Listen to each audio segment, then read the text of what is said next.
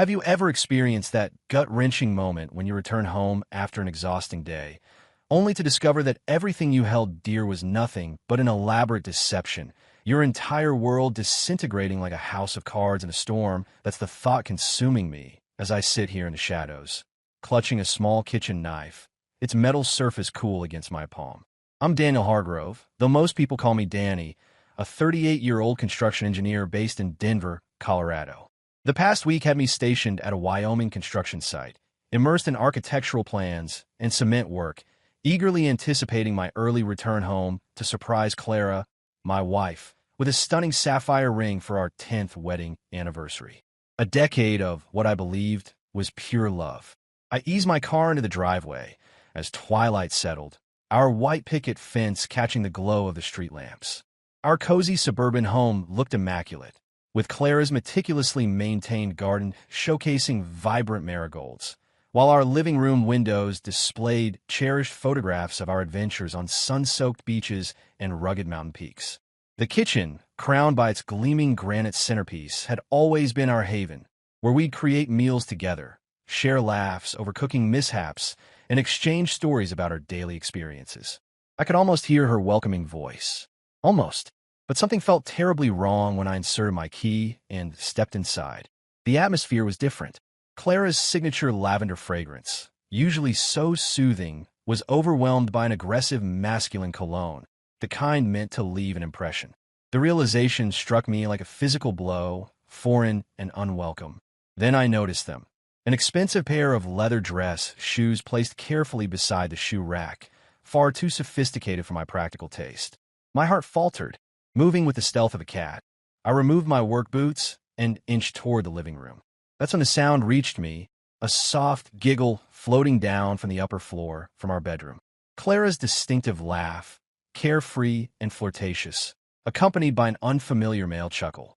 The sound cut through me like winter wind, sharp and merciless. My chest constricted, breathing became difficult, and an icy sensation crept from my spine to my fingertips. Who was sharing our private space? What was happening? Before we continue this unsettling narrative, let me take a moment. Were you following this story from? Share your location in the comments below. I'm curious to know. And if you're invested in this tale so far, don't forget to subscribe. Believe me, things are about to get intense. I crept into the kitchen, where darkness reigned except for a thin stream of moonlight filtering through the window. The light caught the edge of a paring knife resting on the counter, diminutive yet lethal in its sharpness. As I grasped it, my hand quivered, the cold metal pressing against my skin. I wasn't certain what I intended to do with it, but it provided a strange comfort amidst the turmoil consuming me. My thoughts whirled chaotically. Clara, my beloved Clara, the same woman who'd given me a tender farewell kiss last week, who'd faithfully sent goodnight messages every evening. Could this nightmare be real? Sinking into a kitchen chair that protested beneath my weight, I fixed my gaze on the staircase. Above, the laughter diminished to hushed whispers, then transformed into something more private, more intimate. Each sound intensified the churning mixture of disbelief and mounting terror in my stomach. I remained frozen, unable to act. My eyes remained fixed on the knife, my grip tightening until my knuckles blanched. One part of me yearned to charge upstairs and forcefully expose the truth hiding in the darkness. Yet another part, still desperately clinging to a decade of shared trust, begged for this to be some terrible misunderstanding. Though uncertain of what awaited me, one thing was crystal clear. Whatever descended those stairs would irreversibly alter my existence. The kitchen's oppressive silence felt like a mausoleum, pressing against my eardrums as I sat motionless, still clutching the knife. The whispers from above had ceased, replaced by subtle creaks of the bed frame that made my insides twist. I couldn't remain here, drowning in uncertainty. I needed concrete evidence, something tangible to ground the chaos swirling in my mind. My attention shifted to the living room, where an unfamiliar jacket draped over the sofa's arm, neither mine nor Clara's. Its tailored cut and luxurious fabric stood in stark contrast to our modest, casual wardrobe. An instinct pulled at me, urging investigation.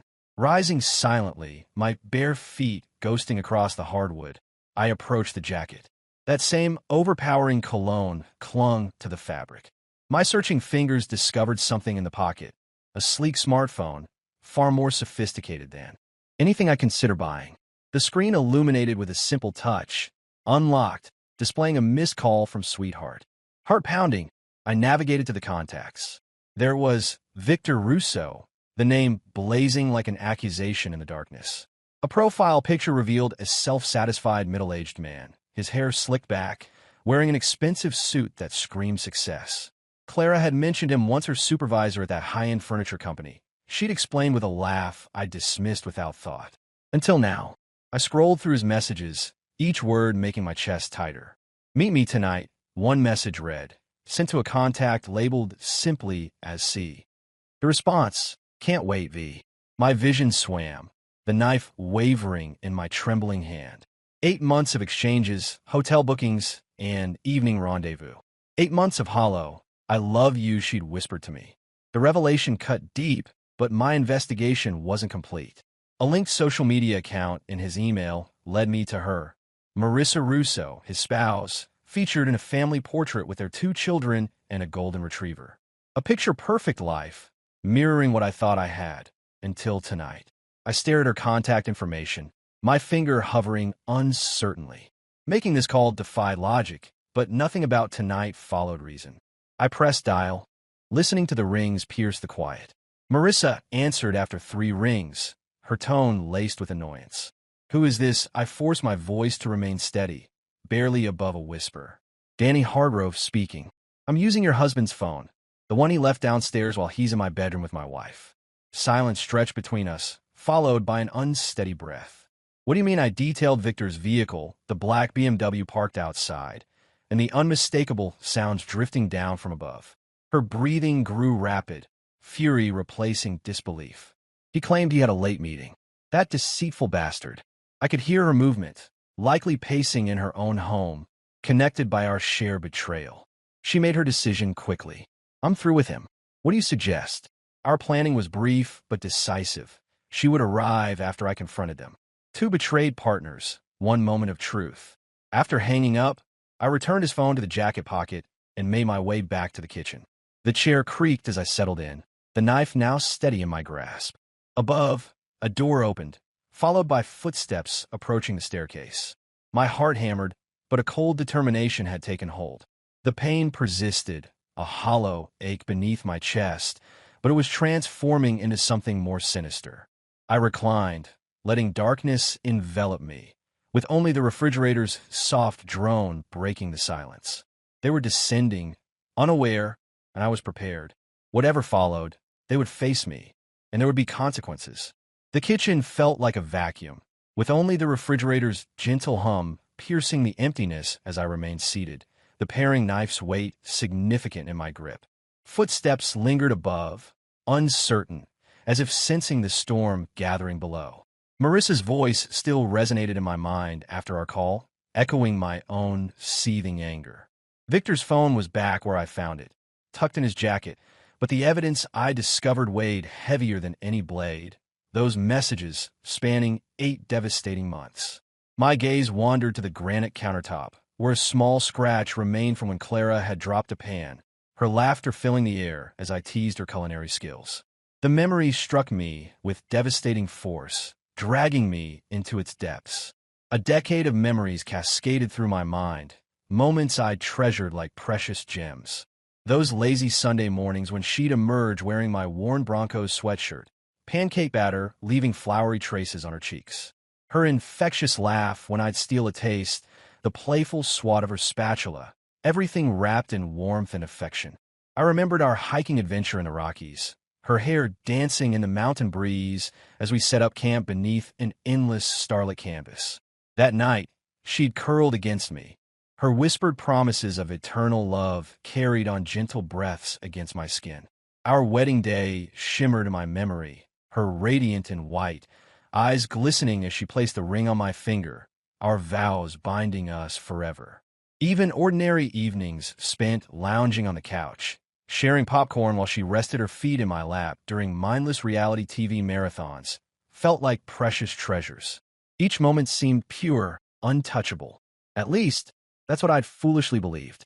My fingers found the velvet box in my pocket, containing the sapphire ring I'd carefully selected from a small Wyoming jeweler. I'd imagined her face illuminating with joy when she opened it, the stone's deep blue matching her eyes perfectly, an ideal anniversary gift. Now it felt like a mockery, an artifact from a life that had crumbled to dust. I opened the box, watching the gem catch moonlight, sparkling like a crystallized teardrop. My chest constricted as a sob threatened to escape, but I forced it down.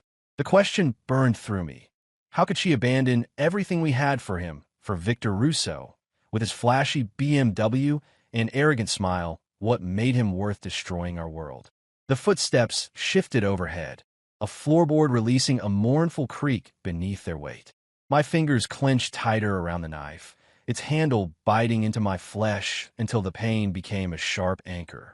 That physical ache cut through my grief, transforming it into something more sinister. The memory of her packing my lunch for the Wyoming trip surfaced, her tender goodbye kiss, that gentle smile.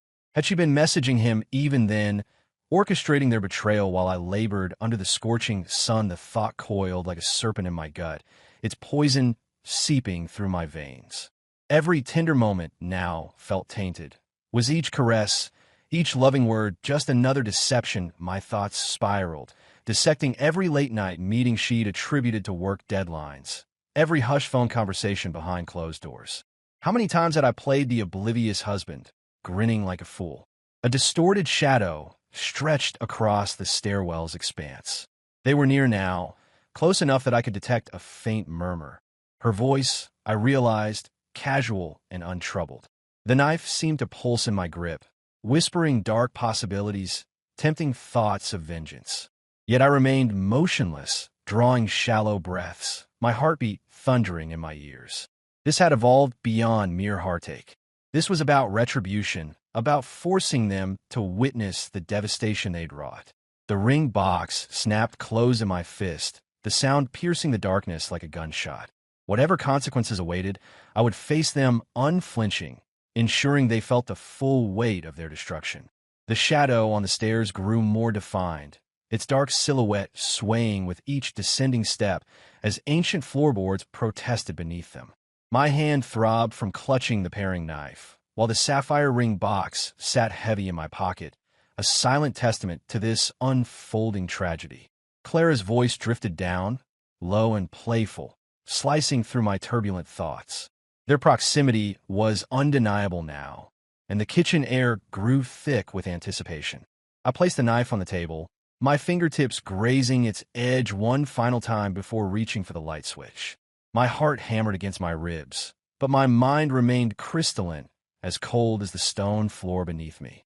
The footsteps halted at the bottom step, accompanied by rustling fabric. Her contented sigh floated through the air, that familiar sound that once brought me joy now twisted like a knife in my gut. Then came his voice, deep and smug. "Victor." I flicked the switch, flooding the kitchen with harsh fluorescent light. Clara stood frozen mid-stride, wrapped loosely in a white towel, her disheveled hair cascading over her shoulders. Behind her stood Victor, wearing my gray bathrobe, belt untied, his bare chest gleaming with perspiration.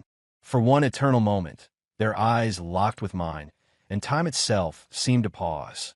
Clara's complexion turned ashen, her mouth falling open in a voiceless gasp as realization struck. Victor's arrogant smile wavered, replaced by a flash of dread. He fidgeted, one hand clutching at the robe, the other reaching backward as if seeking refuge in the darkness. But it was too late. I rose from my seat with measured deliberation, my shadow stretching ominously across the floor toward them. The knife glinted on the table, catching the harsh light, and Clara's eyes darted toward it, her breathing becoming shallow. Victor stumbled against her, nearly toppling her over, his bare feet losing traction on the cold tile. Though neither spoke, the terror in their expressions resonated more powerfully than any words could have. I moved forward, bridging the distance, and reclaimed the knife. Its weight felt natural, channeling the rage churning within me. I aimed it at them, holding it steady, its point suspended between their terrified faces. Clara recoiled, gripping her towel desperately, her legs giving way as she collapsed against the stair railing. Victor extended his hand, palm forward, as if attempting to shield himself. "Wait," he choked out, his voice breaking, but I cut him off. He darted sideways, lunging for the back door in a cowardly attempt to flee. I anticipated his move, my arm already in motion. The knife sailed from my grasp, a gleaming streak through the air, embedding itself in the wooden doorframe mere inches from his skull. The impact resonated with a sharp, decisive thud, sending wooden fragments scattering as he stood paralyzed, his hand hovering near the doorknob. Silence reclaimed the kitchen, broken only by the electric hum above. Clara crumpled to the floor, her towel slipping, tears streaming down her face as she gazed at me, trembling uncontrollably. Victor remained pressed against the wall, breathing heavily, sweat trickling down his temple. The knife quivered in the wood, an unmistakable warning.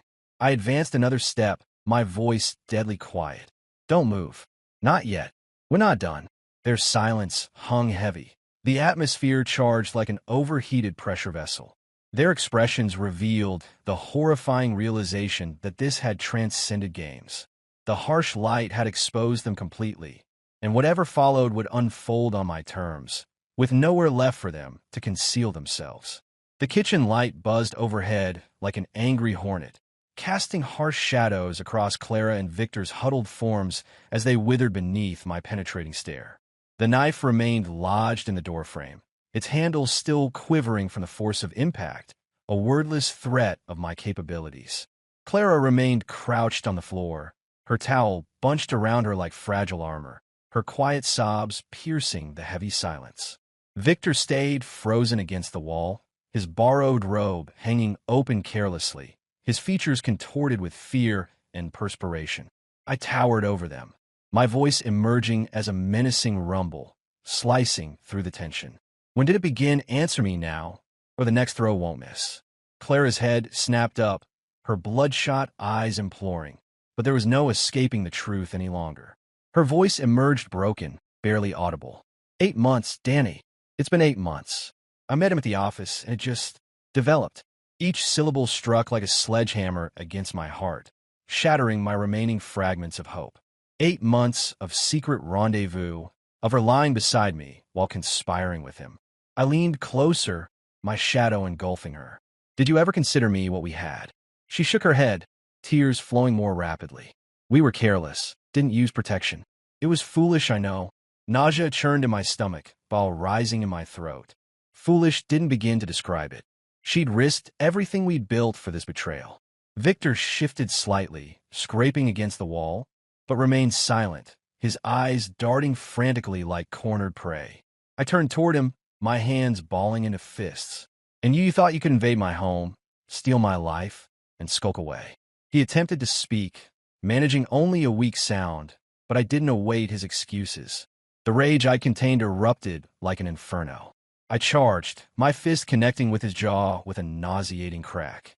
He stumbled, blood gushing from his nose, crumpling onto the tiles, a pathetic figure clutching his face. Clara shrieked, scrambling backward, but I persisted. I seized his collar, hauling him upright, his blood staining my knuckles.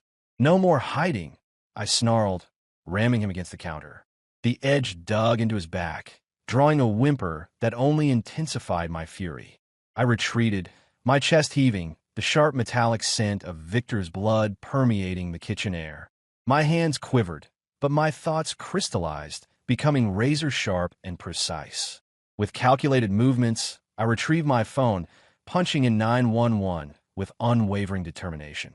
A composed dispatcher responded, and I spoke with urgent clarity. "This is Daniel Hargrove at 1427 Maple Drive. There's an intruder and a situation that needs immediate attention. Send officers now." I terminated the call before further questioning, my gaze fixing on Clara. She met my eyes, her face a devastating portrait of smeared makeup and crushing remorse. "Contact Marissa," I commanded, my voice devoid of emotion. "Inform her where they'll be taking him once the police arrive." She reached for her phone on the countertop, her trembling fingers fumbling with the device. When she spoke, her voice cracked with emotion. "Marissa, it's Clara. Victor's, he's injured. They're coming for him. I don't know the destination yet, but I'll keep you informed.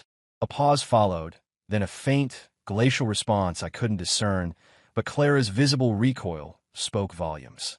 The atmosphere crackled with unspoken tension as sirens wailed in the distance, growing steadily louder.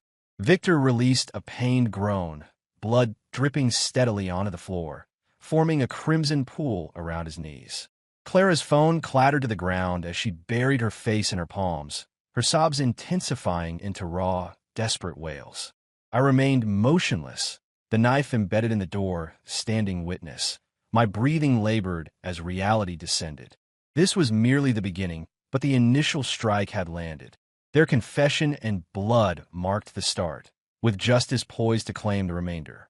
Police lights strobed through the kitchen windows, painting the room in alternating red and blue as officers rushed in. Victor lay slumped on the floor, blood drying on his features, while Clara huddled against the staircase, her towel now stained with tears and disgrace. I surrendered the paring knife, still lodged in the doorframe, and recounted everything to the officers, my voice steady despite my internal turmoil. They handcuffed Victor, hauling him out as he mumbled excuses, his robe fluttering pathetically. Clara maintained her silence, avoiding my gaze until they led her away for questioning. I followed in a patrol car, the harsh metal bench in the holding cell a stark reminder of the warmth I'd lost in that house. Hours later, the precinct reeked of bitter coffee and crushing regret. I remained seated, Victor's blood still tacky on my hands, when Owen Baxter strode in, his tailored suit immaculate despite the ungodly hour. My former college roommate turned successful civil attorney. Owen possessed an uncanny ability to untangle complicated situations like this. He squeezed my shoulder reassuringly, his tone resolute. "You're clear to go, Danny. I've handled the bail situation. Time to get you home." I could only manage a weary nod, exhaustion overwhelming any protest, though the concept of home now felt foreign and hollow. Owen navigated the Denver streets as we drove back, the city lights melding into a hazy blur while he updated me. Victor was facing serious assault charges, and Marissa had already initiated divorce proceedings. Clara had departed, gathering her belongings under police supervision. The prenuptial agreement I'd signed remained unbreakable. She wouldn't receive anything. Returning to the house, I found the kitchen cordoned off with yellow crime scene tape across the doorway. I collapsed onto the sofa, the overwhelming quiet amplified by Clara's absence. Owen arrived with morning updates. Victor's position at the bank had been terminated, his reputation destroyed after Marissa released incriminating messages to the media. She'd uncovered more evidence of his infidelity spanning multiple years, and she was determined to expose everything. Clara had retreated to a cheap motel, her position at the furniture company effectively terminated. I gazed at the vacant space where her gardening equipment once hung, feeling an emptiness consume me. But Owen presented a strategy. We should pursue legal action against Victor and his employer, he proposed over steaming coffee, determination gleaming in his eyes. Misconduct, psychological damage, toxic workplace environment. They enabled his behavior. Let's hit them where it hurts. The lawsuit erupted like lightning, dominating Denver's headlines. I endured depositions, confronting Victor's polished attorneys, their rehearsed deceptions crumbling against Owen's relentless persistence.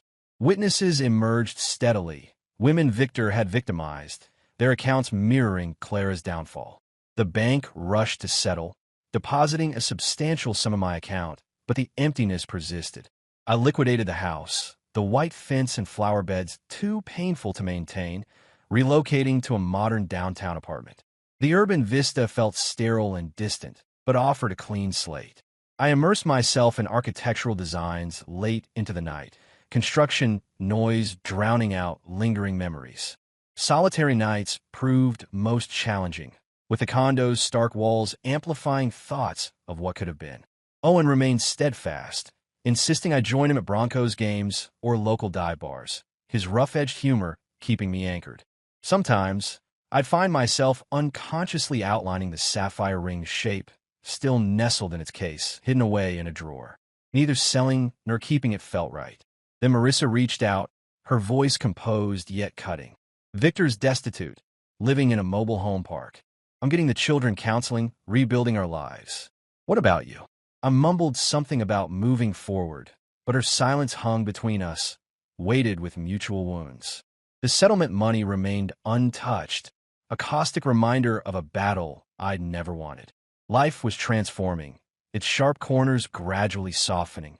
Yet something more ominous lurked ahead, a confrontation I couldn't yet comprehend, waiting in the darkness beyond the city's glow.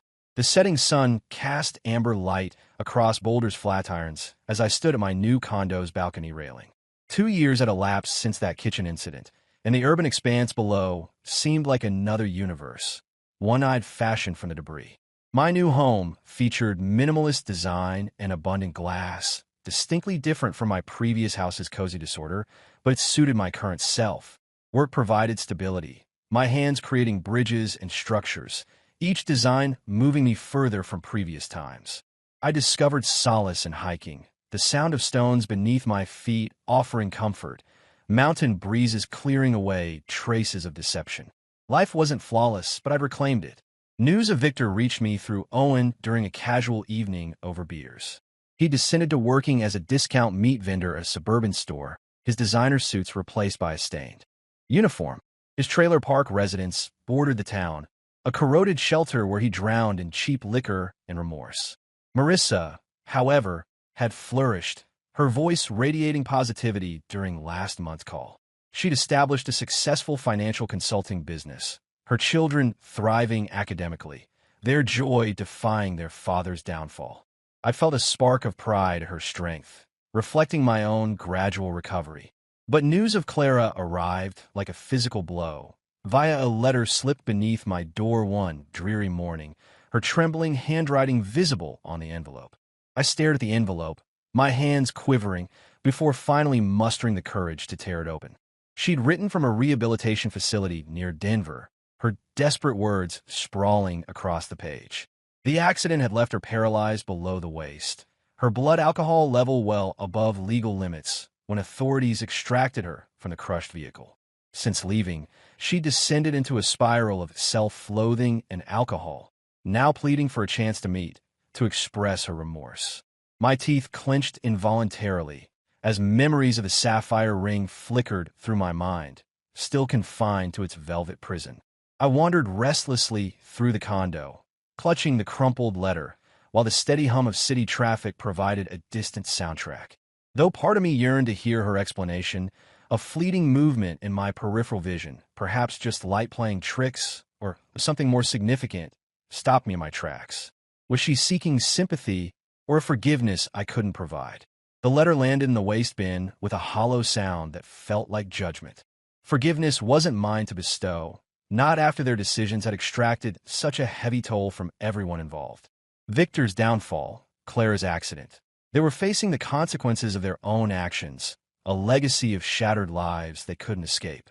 I'd paid my share too, through countless sleepless nights and emotional scars that would never fully heal, but I'd managed to forge something meaningful from the wreckage. The mountain range stood resolute outside, their unwavering presence reminding me of hard-learned lessons. True revenge isn't about destroying others, but rising above their destruction, becoming strong enough to walk away. I stepped back inside, closing the balcony door with a soft click, and felt an authentic peace settle over me, earned through pain and perseverance. The journey today has come to an end. Did you find this ending satisfying, or did it catch you off guard? Let us know how you feel right below. If you love this story, don't forget to drop a like and subscribe so you won't miss the next adventure. Thanks for sticking with us, and see you in the next tale.